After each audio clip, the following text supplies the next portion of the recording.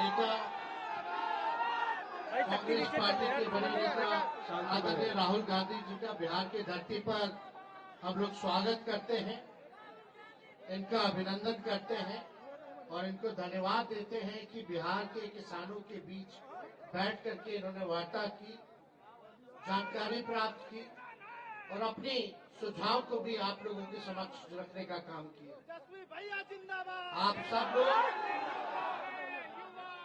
आप सब लोगों से हम कहना चाहते हैं कि मेरा मानना है कि जो अन्नदाता है, गर्मी में, सर्दी में, बारिश में, दिन भर खेत में लग करके मेहनत करके खून पसीने से हम सबों के थाली में 3-4 वक्त का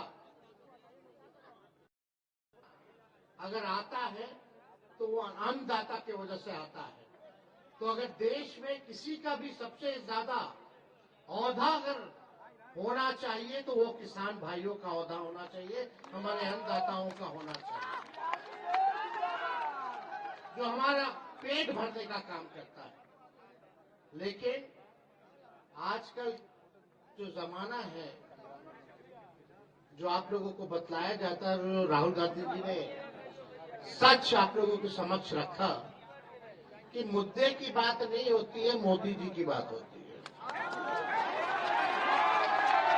मुद्दे की बात होनी चाहिए, किसानों की बात होनी चाहिए। और यही बात अगर हम लोग पूछे, भाई मोदी जी तो कहते थे कि 2022 में आए तो दुगना कर देंगे किसानों का, हुआ कि नहीं हुआ, ये तो बात सामने आ ही गई है कि आए दुगना तो छोड़िए, गरीब गरीब होता चला गया, अमीर अमीर होता चला गया। ये सच्चाई है, ये बिहार की तो सच्चाई है ही, लेकिन देश की भी सच्चाई है। आज पूरे देश के किसान आंदोलन कर रहे हैं, प्रधानमंत्री जी से 2 मिनट वक्त चाहते हैं कि अपना दुखड़ा जो है वो अपने देश के प्रधानमंत्री के सामने रखें, लेकिन प्रधानमंत्री जी के पास समय नहीं है। वो प्रियंका चोपड़ा से जरूर मिलेंगे, लेकिन हमारे किसान भाइयों से नहीं मिलेंगे। देखिए, कई तरह की बातें वो करते रहते हैं, हमको उस पर जाना नहीं है। मेरा स्पष्ट रूप से मानना है और मेरा समर्थन है, और इस आंदोलन में हम आपके भागीदार हैं कि एमएसपी जो है आप लोगों को मिलना चाहिए, उससे कम कुछ नहीं होना चाहिए। और आप सब लोगों को कहना चाहते हैं कि हम लोगों की कोशिश लालू जी के समय में, राबड़ी जी के समय में बाजार समिति था, मंडी था, वो नीतीश कुमार जी के आने के बाद उन्होंने खत्म कर दिया। और हम लोगों ने कृषि मंत्री भी सुधाकर सिंह जी को बनाने का काम किया था, और लगातार यही बात थी कि भाई कम से कम बाजार समिति मार्केट जो है वो बन जाए। लेकिन आप लोग तो सब लोग अच्छे से जानते हैं हमारे मुख्यमंत्री जी कैसे हैं। वो किसी का सुनना नहीं चाहते, लेकिन फिर भी हमारा महागठबंधन का सरकार था, खुद का नहीं था। और एक हम लोग चाहते थे बड़े लक्ष्य को लेकर के। नीतीश जी ने तो माफी मांगा ही था कि अब दोबारा गलती नहीं करेंगे, मिट्टी में मिल जाएंगे, मर जाएंगे, लेकिन भाजपा में नहीं जाएंगे।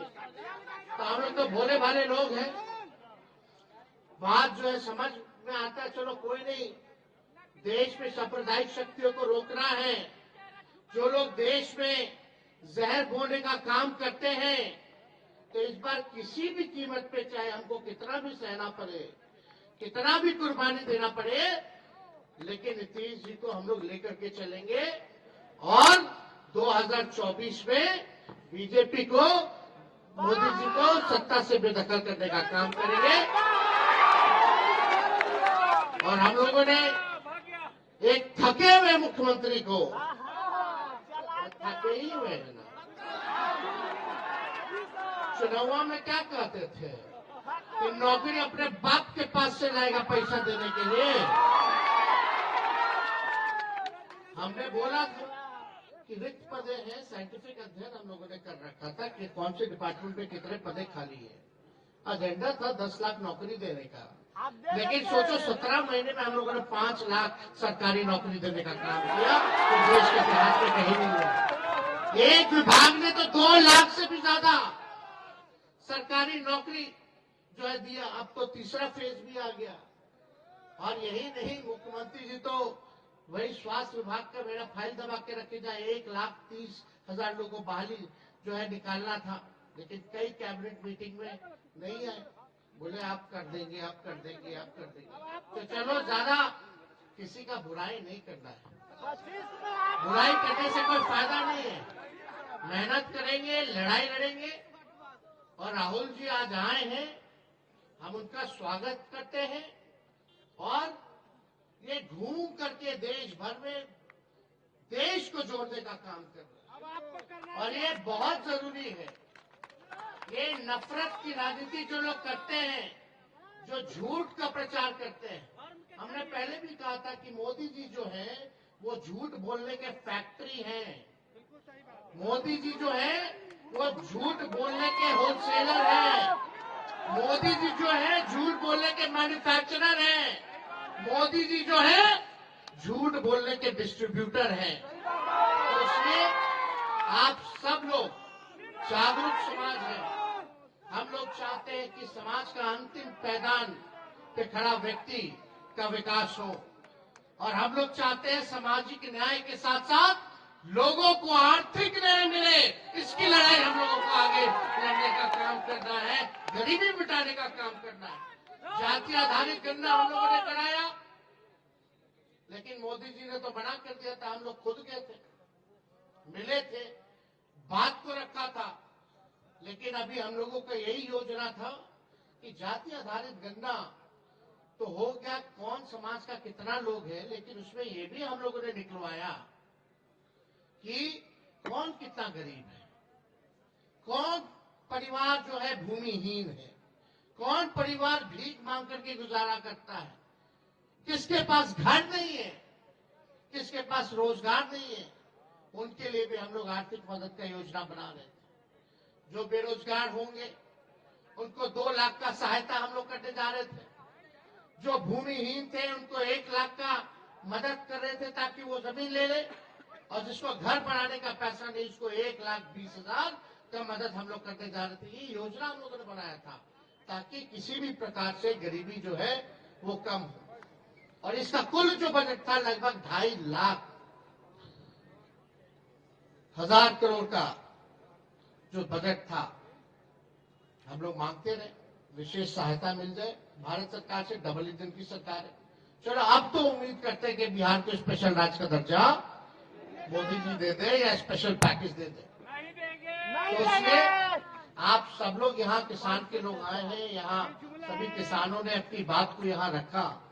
हम इनको भी सभी लोगों को धन्यवाद देते हैं, और राहुल जी को भी विशेष तौर पर धन्यवाद देते हैं। और हम लोग डरने वाले लोग नहीं हैं। राहुल गांधी जी आए थे अभी किशनगंज, कटिहार होते हुए गए। उस दिन एक दिन हमारे पिताजी को बुला लिया गया ईडी ऑफिस, उसके अगले दिन हमको बुला लिया गया। तो ये तो हम लोग तो बचपने से ना देख रहे हैं, कोई डरने वाली बात नहीं है ना। इनके गीदड़ भक्ति से लालू जी और लालू जी का बेटा घबराने वाला है।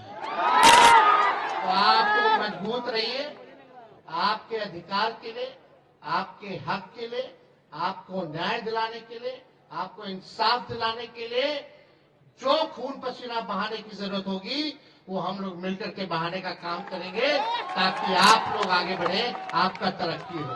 तो इन चंद शब्दों के साथ आप सब लोगों को धन्यवाद देते हुए अपनी बात को यही विराम देते हैं। बहुत बहुत